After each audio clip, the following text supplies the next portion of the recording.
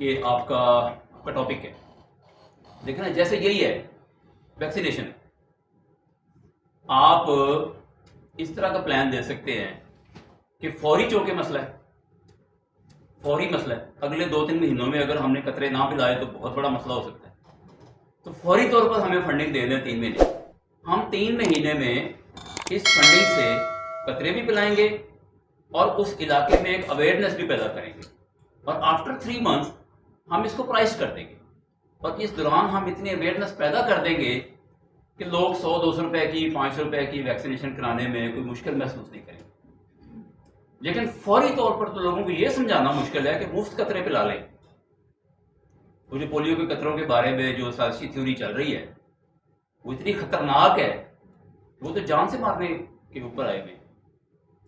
وہ تو کہتے ہیں کہ آپ ان کو امپورٹنٹ بنا رہے ہیں ہمارے بچوں, یہ پاکستان کی آبادی نہ کہیں بڑھ جائے.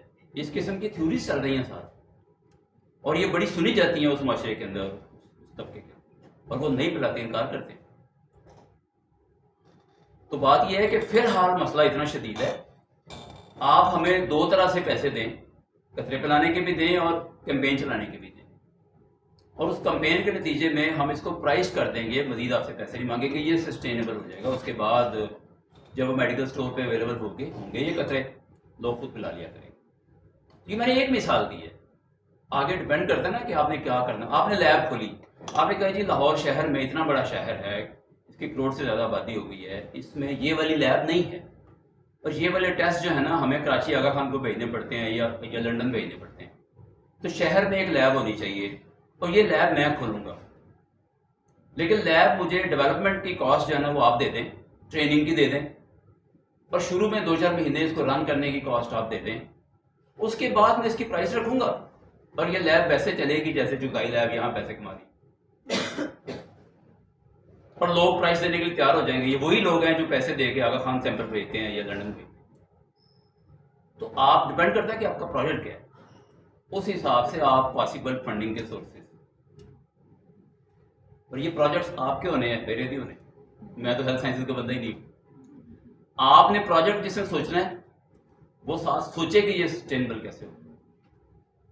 اور آپ کو ایک بات بتاؤں کہ اگر آپ اپنی پرپوزل کو سسٹینیبل بنانے میں کامیاب ہو جائیں تو فنڈنگ کے چانسز بڑھ جاتے ہیں. کہتے ہیں اچھا ان کے اندر اتنا دم فم ہے. ہماری یونیورسٹی میں نا میرے پاس وہ لے کے آئے ہمارے ایک ویب ٹی وی کا آئیڈیا, تو کہتے ہیں جی اس کو سیٹ کرنے کے لیے 10 لاکھ روپے چاہیے. تو 10 لاکھ کیا تھے کہ 6 مہینے کی تنخواہ تھی اسٹاف کی اور کچھ اور خرچے تھے. تو میں وی سی صاحب کے پاس چلا گیا ان کے ساتھ, تو میں نے کہا سر آپ ہمیں 10 لاکھ روپیہ دے دیں اور ہم 6 مہینے کے بعد اس کو اپنے پاؤں پہ کھڑا کر دیں گے. یعنی جب یہ چلنا شروع ہوگا یہ ویب ٹی وی کا, تو ہمارے اتنے سارے ایلومنائی ہیں, لاکھوں تو ہمارے ایلومنائی ہیں, 47,000 ہمارے اس وقت اسٹوڈنٹ ہیں پی یو اس وقت, اور 1,000 سے زیادہ ٹیچر بھی ہیں, اور 2,500-3 ہزار سے زیادہ اسٹاف بھی ہے. تو میں نے کہا ڈاکٹر صاحب اس کو ہم یوٹیوب چینل بنا لیں گے, اس پر اشتہار ہوں گے, اس کو جتنا خرچہ چاہیے نا ریکرنگ وہ یہ خود جنریٹ کر لیں. آپ ہمیں 6-7 مہینے تک کے لیے نا آپ ہمیں 10 لاکھ دیتے ہیں بس ٹوٹل, اس سے ہمارا کام چل جائے.